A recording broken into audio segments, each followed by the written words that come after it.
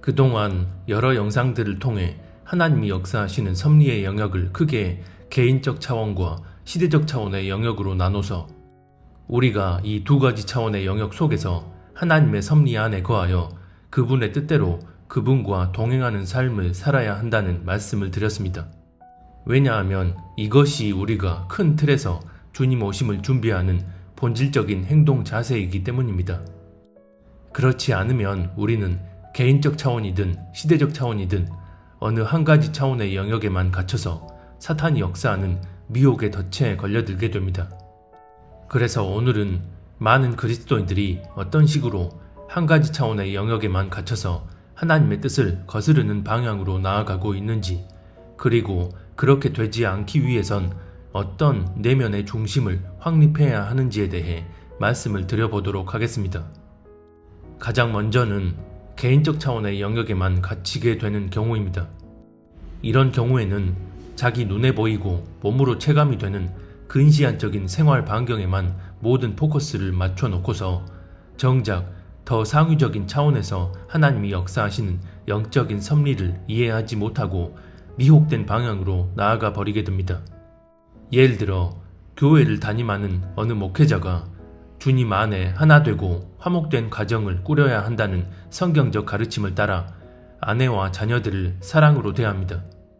교회에서도 교인들을 자기 식구들처럼 사랑으로 섬기며 교인들에게 항상 교회 밖을 나서더라도 그리스도인답게 살아야 하고 세상 가운데 우리가 빛과 소금의 역할을 감당해야 한다고 역설합니다. 또 교인들과 함께 주변의 어려운 이웃들을 돕고 구제 봉사에도 열심을 다합니다.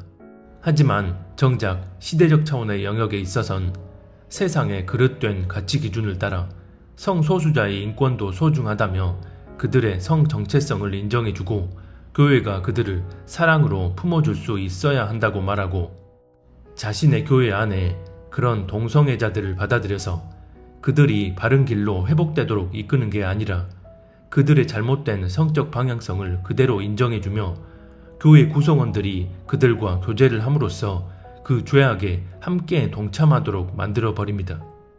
이렇게 되면 이 목회자는 훗날 하나님 앞에 섰을 때 어떤 판결을 받게 될까요? 우리가 진정으로 하나님을 사랑하고 경외한다면 우리에게서 나타나야 할 분명한 태도적 방향성은 바로 악을 미워하는 것입니다. 이에 대해 시편 97편과 잠언 8장은 이렇게 말씀합니다. 여호와를 사랑하는 너희여, 악을 미워하라. 그가 그의 성도의 영혼을 보존하사 악인의 손에서 건지시느니라. 시편 97편 10절. 여호와를 경외하는 것은 악을 미워하는 것이라. 나는 교만과 거만과 악한 행실과 패역한 입을 미워하느니라. 잠언 8장 13절. 이 구절들에서 알 수 있듯이 우리가 진정으로 하나님을 사랑하고 경외한다면 우리에게서 드러나야 할 태도적 방향성은 바로 악을 미워해야 한다는 것입니다. 그래서 동성애자들을 진정으로 위한다면 그들이 잘못된 길로 나아가는 걸 용납해버리고 그걸 인정해주는 게 아니라 그들이 잘못된 길로 나아가고 있다는 것을 깨닫게 해주고 바른 길로 돌아오도록 이끌어주는 것입니다.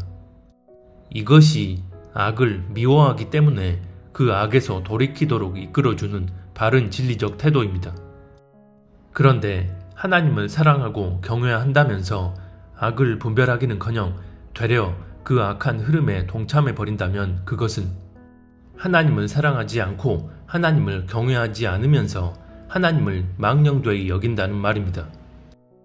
여기서 우리가 절대 혼동하지 말아야 할 것이 있습니다. 사랑 안에서 포용하는 것과 거짓에 미혹되어 악을 용납하는 것은 전혀 다른 경우라는 것입니다.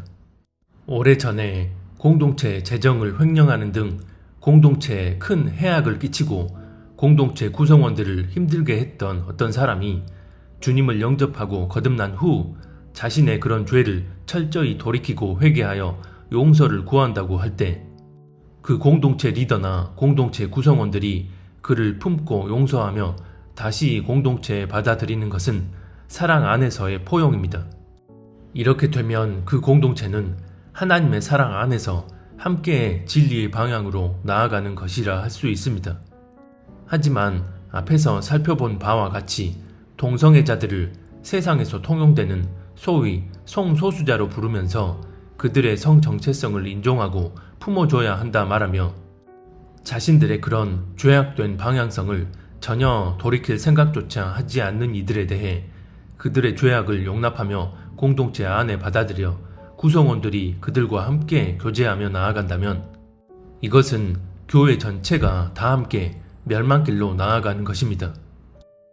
고린도전서 5장 6절과 갈라디아서 5장 9절에 보면 적은 누룩이 온 덩이에 퍼진다고 말씀합니다. 바로 이런 영적 전이의 원리에 따라 한 사람의 죄악이 공동체 전체에 퍼지게 되는 것입니다. 우리가 보기엔 별거 아닌 것처럼 보여서 그 적은 누룩을 용납하고 받아들이게 되면 그 누룩이 전체에 퍼져 결국 다 썩어버리게 되는 영적 전이입니다. 그래서 요한계시록 2장 20절에도 보면 두아디라 교회가 이세벨을 교회 안에 용납해 버림으로 교회 전체가 음행에 빠지게 되었다고 말씀합니다. 순도 99.9%의 맑은 물에 아주 더러운 오물 0.1%를 떨어뜨리면 수치상으론 맑은 물의 비율이 압도적으로 많기 때문에 0.1%의 오물 한 방울을 떨어뜨리는 게 무슨 영향을 줄 수 있겠냐 싶을 수 있습니다. 하지만 실상은 그 0.1%의 오물로 인해 그 물은 우리가 마실 수 없게 됩니다. 아주 미세하게 보이는 극소량의 누룩일지라도 그것을 받아들여 혼합해 버리게 되면 그 적은 누룩으로 인해 결국은 전체가 다 썩어버리는 결과를 초래하게 되고 이것은 공동체 전체의 정결함과 거룩함 상실을 의미합니다. 대체적으로 이런 경우는 앞에서 예를 든 것처럼 세상이 옳다 여기는 잘못된 가치를 교회 안에 받아들이고 용납해 버림으로 선을 악하다, 악을 선하다 말하며 선이 아닌 악에 동참해 버리는 경우입니다. 그래서 교회가 진짜 하나님을 사랑하고 경외함으로 진리 안에 거하는 공동체라면 결코 이런 거짓에 미혹되어 그 악한 흐름에 휩쓸려서는 안 됩니다. 그것은 말 그대로 선이 아닌 악을 사랑하는 것이기 때문입니다. 이에 대해 로마서 12장은 이렇게 말씀합니다. 사랑에는 거짓이 없나니 악을 미워하고 선에 속하라. 로마서 12장 9절. 그래서 우리가 정말 하나님의 참 사랑 안에 거하고 있다면 이 말씀 그대로 반드시 선과 악을 제대로 분별하여 악을 미워하고 거스르며 선에 속해야 합니다.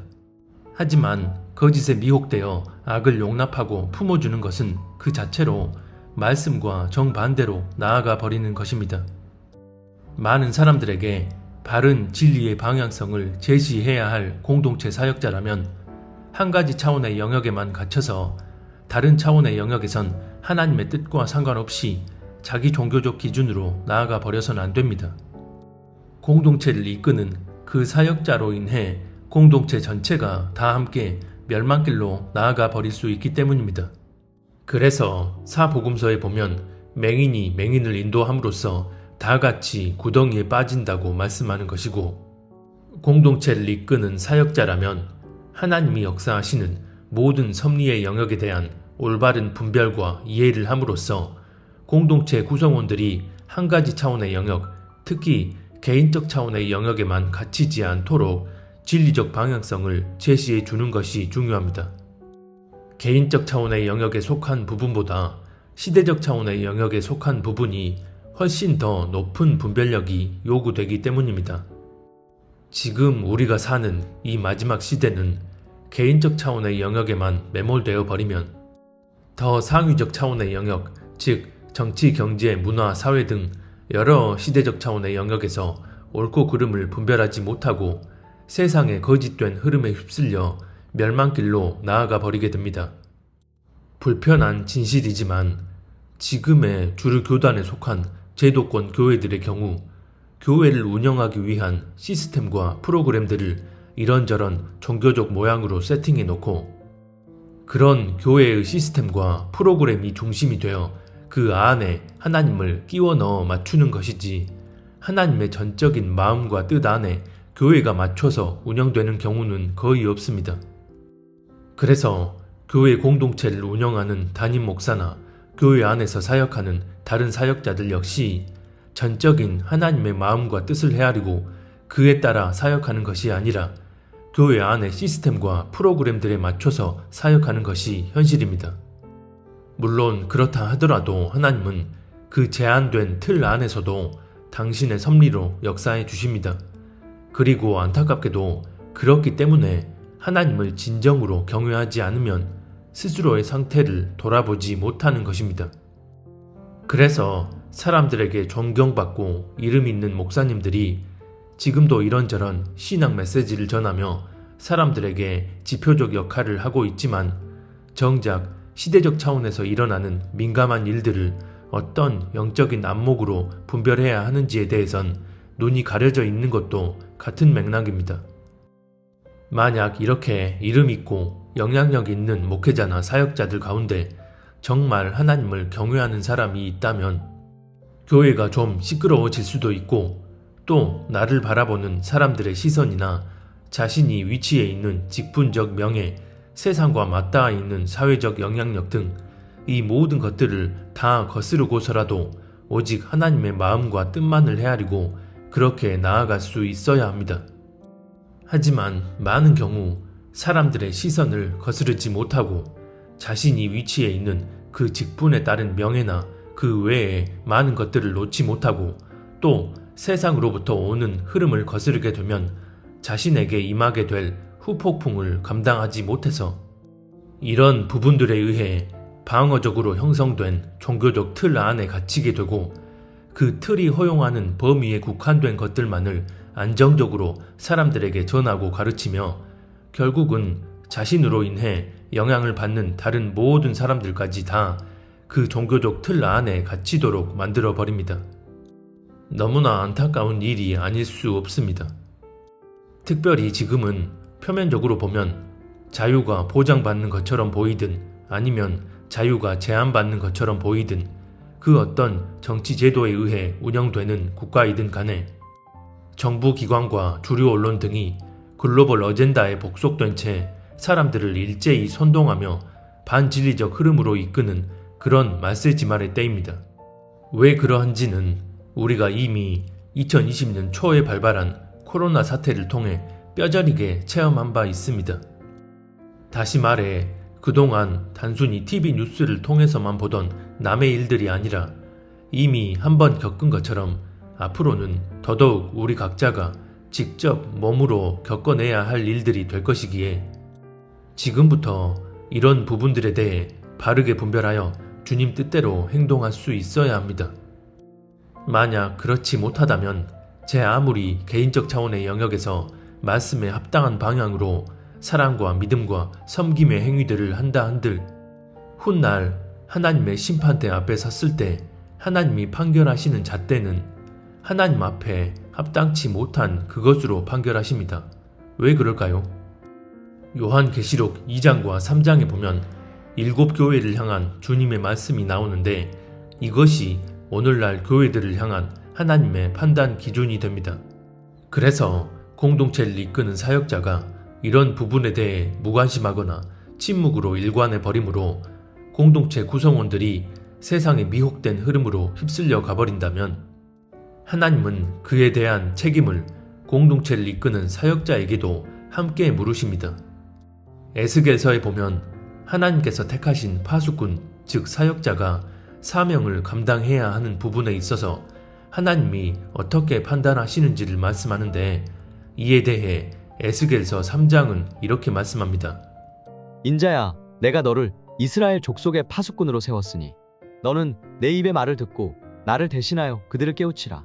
가령 내가 악인에게 말하기를 너는 꼭 죽으리라 할 때에 내가 깨우치지 아니하거나 말로 악인에게 일러서 그의 악한 길을 떠나 생명을 구원하게 하지 아니하면 그 악인은 그의 죄악 중에서 죽으려니와 내가 그의 핏값을 내 손에서 찾을 것이고 내가 악인을 깨우치되 그가 그의 악한 마음과 악한 행위에서 돌이키지 아니하면 그는 그의 죄악 중에서 죽으려니와 너는 내 생명을 보존하리라. 또 의인이 그의 공의에서 돌이켜 악을 행할 때에는 이미 행한 그의 공의는 기억할 바 아니라 내가 그 앞에 거치는 것을 두면 그가 죽을지니 이는 내가 그를 깨우치지 않음이니라. 그는 그의 죄 중에서 죽으려니와 그의 핏값은 내가 내 손에서 찾으리라. 그러나 내가 그 의인을 깨우쳐 범죄하지 아니하게 하므로 그가 범죄하지 아니하면 정령 살리니 이는 깨우침을 받음이며 너도 내 영혼을 보존하리라. 에스겔서 3장 17절로 21절. 여기서 하나님이 에스겔을 이스라엘의 파수꾼으로 세우셨다고 말씀하는데, 이 부분을 지금 교회로 치면 교회를 이끄는 목사나 전도사 등 사역자를 세우셨다는 의미가 됩니다. 그런데 그 파수꾼인 네가 이스라엘 백성들에게 악을 저지르지 말고 거기서 돌이키라고 깨우쳐 주지 않으므로 그들이 그 악행을 돌이키지 않거나 되려 공의에서 돌이켜 악을 행했을 때 그들은 그 악행으로 심판을 받겠지만 그에 대한 핏값을 파수꾼인 너에게도 찾겠다는 것입니다. 이는 다시 말해 오늘날 교회가 복음과 아무런 상관없는 쓸데없는 세상 문제가 아니라 표면적으로 보면 단순한 세상 문제로 보여지지만 실상은 우리 영혼을 죽고 살게 만드는 영적인 문제임에도 진리적 기준에 의한 올바른 방향성을 구성원들에게 제시해 주지 않고 무관심하거나 모른 척 해버림으로써 공동체 구성원들이 분별력 없이 세상의 미혹된 흐름에 휩쓸려 멸망길로 나아가 버린다면 그에 대한 책임의 일부를 구성원들을 올바로 이끌어야 하는 사역자에게 묻겠다는 것입니다. 이것이 공동체를 이끄는 사역자에 대한 하나님의 판단 기준입니다. 그리고 에스겔서 33장에 보면 사역자를 포함해서 우리 각자에 대한 하나님의 판단 기준에 대해 이렇게 말씀합니다. 가령 내가 의인에게 말하기를 너는 살리라 하였다 하자. 그가 그 공의를 스스로 믿고 죄악을 행하면 그 모든 의로운 행위가 하나도 기억되지 아니하리니 그가 그 지은 죄악으로 말미암아 곧 그 안에서 죽으리라. 에스겔서 33장 13절. 여기서 보면 의로운 행위를 많이 한 어떤 의인이 죄악을 저지른 후 그 죄에서 돌이키지 않았을 때 그 사람이 행한 의로운 행위들은 하나도 기억되지 못하고 오히려 그 죄악으로 인해 죽게 된다고 말씀합니다. 즉 수천 수만 가지 의로운 행위들을 많이 했다 할지라도 한 가지 악행을 저지르고서 그 악행에 대한 죄의식 없이 회개하고 돌이키려 하지 않으면 그가 행한 많은 선행으로 인해 그 한 가지 악행이 면책되는 게 아니라 그가 무슨 의로운 행위를 많이 했든 상관없이 그 한 가지 악행으로 인해 심판을 받는다는 것입니다. 왜냐하면 그 악행을 저지르면서도 깨닫지 못한 채 거기서 돌이키려 하지 않는 것이 그 사람의 중심의 온전함 여부를 말해주고 있는 것이기 때문입니다. 그 무슨 선하고 의로운 행위들을 많이 했든 하나님 앞에 합당치 못한 그 중심으로 인해 책망을 받고 심판을 받게 된다는 것입니다. 그렇다면 이번엔 그 반대의 경우에 대해 한번 말씀드려 보겠습니다. 다시 말해 아주 굵직굵직한 시대적 차원에 속한 문제에는 바른 분별과 행동으로 나아가며 진리를 사수하려는 의로운 모습을 보이지만 정작 자기 개인 삶의 영역에선 자기 생각, 감정, 욕구 등을 성령 안에서 다스리지 못하고 하나님의 뜻과 다른 방향으로 나아가면서도 깨닫지 못하는 경우입니다. 예를 들어서 시대적 차원의 영역에만 올인하며 날마다 피켓을 들고 차별금지법 반대를 외치며 하나님 말씀을 불법으로 규정해버리며 진리를 무너뜨리려는 악법은 반드시 저지해야 한다며 목소리를 높이고 의로운 행동을 보이지만 개인적 차원의 영역에선 자기 마음에 안 드는 사람을 깔보고 무시하고 조롱하며 심지어 폭언을 일삼기도 하고 그 자리에 없는 누군가에 대해 험담을 늘어놓으며 수군수군 거리길 습관처럼 자행합니다. 그러면서도 스스로 자기 행동에 대해 양심의 거리낌이 없습니다. 그렇다면 이 사람이 훗날 하나님의 심판대 앞에 섰을 때 하나님이 판결하시는 기준은 앞에서도 살펴본 바와 같이 제 아무리 세상의 거짓과 불의에 항거하고 성경적인 진리를 사수하기 위해 의로운 목소리를 내고 행동을 했다 한들 하나님 앞에 합당치 못한 그 중심에서 비롯된 죄된 행위들이 판결의 기준이 됩니다. 요한계시록 2장에 보면 에베소 교회를 향한 주님의 말씀이 이를 그대로 증명합니다. 내가 내 행위와 수고와 내 인내를 알고 또 악한 자들을 용납하지 아니한 것과 자칭 사도라 하되 아닌 자들을 시험하여 그의 거짓된 것을 내가 드러낸 것과 또 내가 참고 내 이름을 위하여 견디고 게으르지 아니한 것을 아노라. 그러나 너를 책망할 것이 있나니 너의 처음 사랑을 버렸느니라. 그러므로 어디서 떨어졌는지를 생각하고 회개하여 처음 행위를 가지라. 만일 그리하지 아니하고 회개하지 아니하면 내가 내게 가서 내 촛대를 그 자리에서 옮기리라. 요한계시록 2장 2절로 5절. 여기서 보면 에베소 교회가 하나님을 향한 열심이 투철해서 세상의 악한 사람이나 단체들을 용납하지 않았고 자칭 사역자라 하나 실상은 거짓된 자들을 분별해서 그들의 실체를 드러냈다고 말씀합니다. 더 나아가 주님은 그들이 내 이름을 위해 견디고 게으르지 않았다고 말씀하십니다. 하지만 그들이 하나님을 향한 처음 사랑을 버렸다고 말씀합니다. 여기서 처음 사랑을 버렸다는 것은 예수님을 영접하고 거듭날 때 맺어진 그 사랑의 관계를 저버렸다는 것입니다. 하지만 그럼에도 이런저런 종교적 열심과 의로운 행위들이 나오게 되었고 결국은 자신들이 행하는 그 의로운 행위들에 스스로 취해서 정작 자기 내면의 상태를 겸비하게 돌아보지 않고 표면적으로 행한 그 의로운 행위들과 별개로 다른 영역에 있어선 하나님의 뜻을 거스르는 방향으로 계속해서 나아가면서도 아무런 거리낌이 없었던 것입니다. 이런 일은 특히 눈에 보이는 사역의 열심인 사역자들에게서 많이 발생합니다. 국가적, 시대적, 교회적 차원의 영역에 대한 굵직굵직한 비전과 사역적 방향성을 모토로 거대한 교단이나 선교단체를 만들어서 그 영역에만 국한된 메시지를 일방적으로 전하며 사람들에게 지대한 영향력을 끼치지만 정작 자기 개인 삶의 영역 안에선 가정폭력, 사기, 불륜, 횡령 등 잘못된 방향성으로 나아갑니다.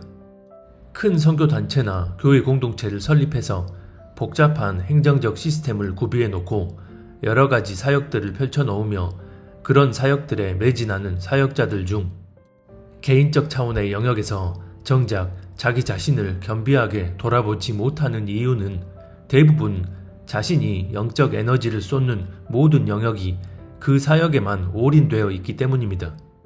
즉, 내가 하나님을 위한 열심으로 이런 막중한 사역들을 해나가고 있기 때문에 정작 자기 개인적 차원의 영역 안에서 자기가 하는 행동들이 하나님 앞에 옳은지를 겸비하게 점검하고 돌아보려 하지 않고 브레이크를 걸 수조차 없습니다.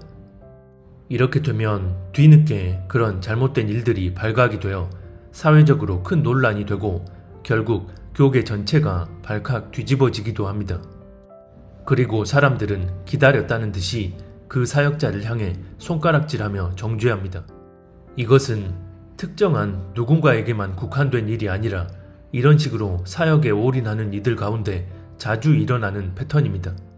하나님보다 사역이 우선이 되고 하나님보다 앞서서 하나님의 뜻이 아닌 자기 뜻대로 사역을 펼쳐나가고 있으면서도 현실에서 눈에 보이는 그 사역들을 해나가는 것 자체가 하나님의 뜻에 의한 사역인 것처럼 착각하게 되면 그 사역에 완전히 매몰되어 버려서 사역의 동기와 방향성이 하나님 앞에 합당한지를 점검해 보려는 생각 자체를 하지 않고 다른 차원의 영역에선 아예 하나님의 뜻을 거스르는 방향으로 나아가면서도 스스로 깨닫지를 못합니다.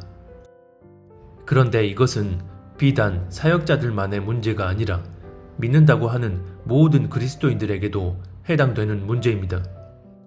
자신이 교회 안에서 이런저런 구제, 봉사, 섬김의 열심을 다하고 헌금과 11조를 빠지지 않고 내고 하루에 성경을 수십 장씩 읽고 묵상하고 하루에 2-3시간씩 꼬박꼬박 기도하고 그런 종교적 열심과 행위들에 갇혀서 정작 자기 자신을 겸비하게 돌아보지 않는 경우를 너무나 많이 봐왔습니다. 아무리 하나님을 위한다는 이런저런 사역들에 열심을 낸다 해도 성경을 하루에 수십 장씩 탐독하고 방언 기도를 하루에 2-3시간씩 한다 해도 어떤 상황과 문제 가운데 하나님의 뜻을 헤아리지 못하고 그분의 뜻과 다른 방향으로 나아가 버리는 이유는 자기가 하는 사역들이나 종교 행위들 자체가 본질이 되어버리고 하나님을 향한 중심의 동기와 방향성은 비본질로 전락해 버렸기 때문입니다. 내가 행하는 외적인 것들에 모든 포커스가 맞춰져 버린 채 그분과의 관계 안에서 자기 내면의 상태를 돌아보는 겸비함은 사라져 버렸다는 것입니다. 에베소 교회를 향해 처음 사랑을 저버렸다고 주님이 말씀하신 그 경우입니다. 그래서 하나님을 믿는 그리스도인이라면 내가 하고자 하는 사역들이나 종교 행위들에 대한 열심을 내기 이전에 주님과의 관계 안에서 그분과 친밀하게 동행함으로 그분의 인도하심을 따라 나아가고자 하는 중심의 동기와 방향성을 확립해야 합니다. 그리고 이런 삶을 살기 위한 열쇠는 바로 하나님을 향한 경외함을 갖는 것입니다. 하나님을 경외한다는 것은 특정한 영역이 아닌 모든 차원의 영역 속에서 겸손히 그분을 의식하고 그분의 뜻을 헤아리며 나아가는 것을 의미하기 때문에 결코 내 눈앞에 펼쳐져 있는 굵직한 사역들에 눈이 돌아가서 또 자기가 해온 경건한 모양의 종교 행위와 열심들에 갇혀서 하나님을 거스르는 방향으로 나아가면서도 깨닫지 못한 채 하나님의 이름으로 종교적 열심을 해나갈 수 없습니다.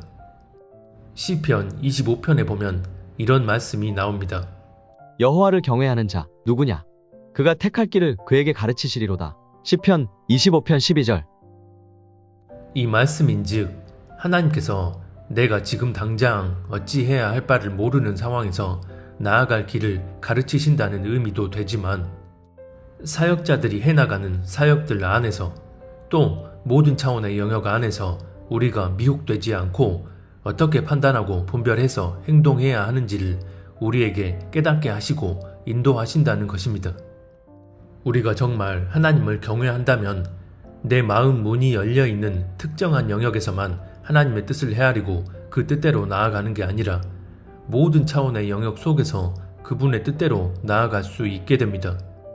하나님을 진정으로 경외한다면 필히 스스로에 대한 겸비한 마음이 구비되어지고 그렇게 되면 자기 생각, 사상, 이념, 가치관에 의한 게 아닌 하나님의 전적인 뜻을 헤아리고 그 뜻에 의해 나아가게 되기 때문입니다.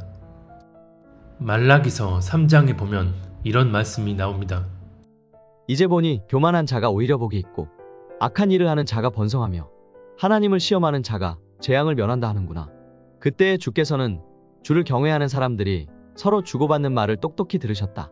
그 가운데서도 주를 경외하며 주의 이름을 존중하는 사람들을 당신 앞에 있는 비망록에 기록하셨다. 나 만군의 주가 말한다.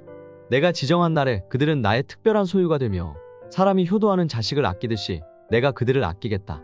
그때에야 너희가 다시 의인과 악인을 분별하고 하나님을 섬기는 자와 섬기지 않는 자를 비로소 분별할 것이다.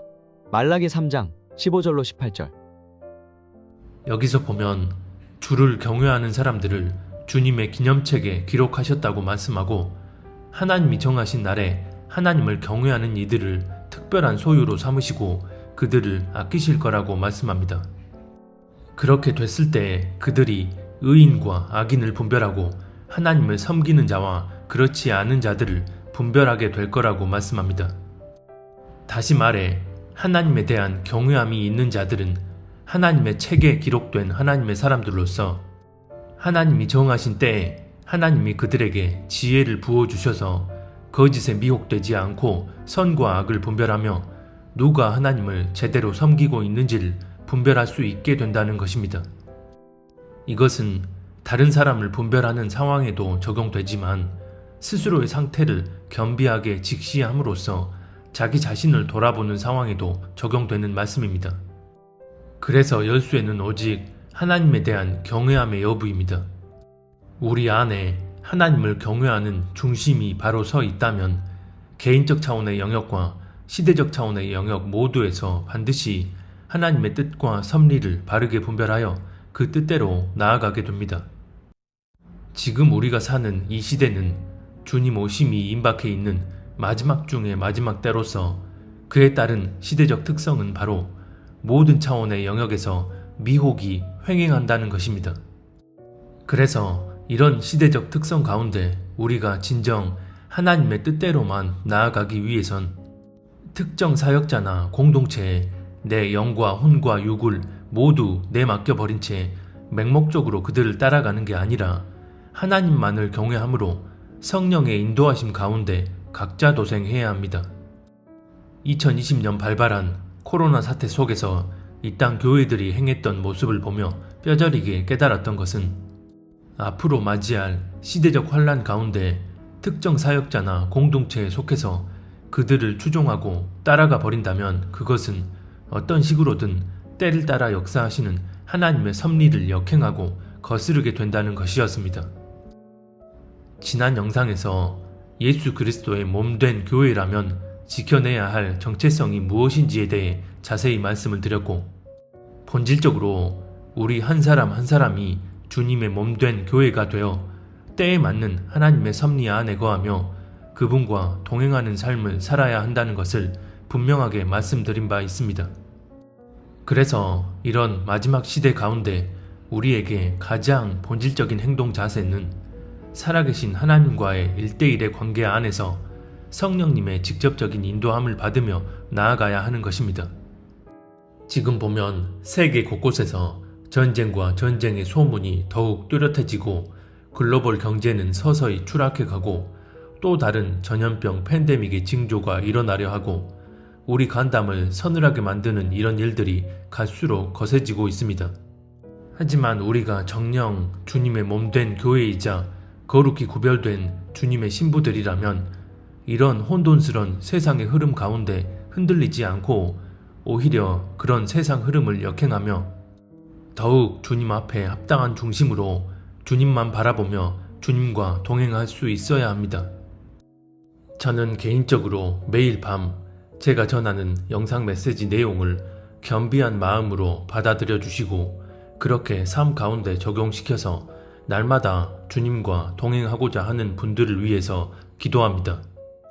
이분들 한 명 한 명 이름도 모르고 얼굴 한번 뵌 적이 없지만 주님은 그 한 사람 한 사람을 누구보다 잘 알고 계실 것이기에 홀로 외롭게 신앙생활을 하고 계시거나 주변의 핍박과 현실의 어려움 속에서도 꿋꿋이 주님만 바라보고 믿음으로 나아가는 채널 구독자분들이 있다면 그분들에게 하나님이 친히 역사하셔서 위로와 힘을 주시고 그 은혜를 힘입어 그렇게 주님과 동행하며 살다가 머지않아 주님 계신 그 공중 혼인잔치에서 다 함께 만나게 될 수 있기를 진심으로 바라며 기도하고 있습니다.